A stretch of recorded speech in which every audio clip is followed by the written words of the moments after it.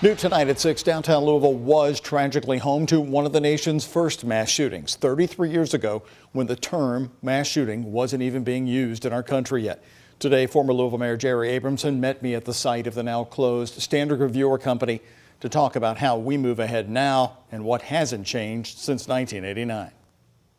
They couldn't believe that something like this would happen in this community, in a workplace, by a former employee. The former Louisville Mayor Jerry Abramson met me in the wide open space that was once Standard Reviewer 33 years ago. 3 down in the basement and another med unit. Considered to be one of the country's first mass shootings and workplace shootings, September 14th, 1989. I was here pulling bodies out.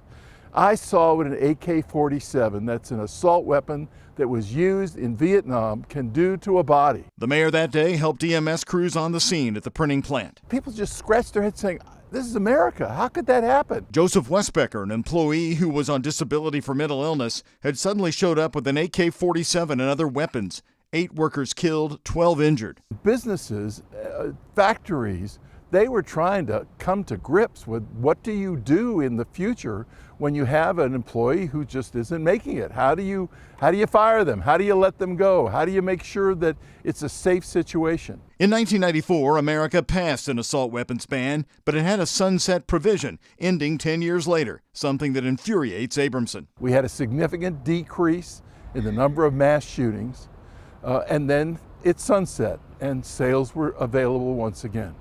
We've had 145 mass shootings in 2023, and we're not in the middle of April yet. He's a Louisville native who was nicknamed the mayor for life after serving 21 years. So I asked him for his message to this community. You're not a resident, you're a citizen of this community. And now more than ever, those of us that love our hometown need to engage and step up. You know, there are difficulties in this community, but to step away is to allow them to continue to fester and grow. You got to get engaged. And as we learned today, the gunman in the Old National Bank shooting just yesterday legally purchased an AR-15 on April 4th, 1 week ago today.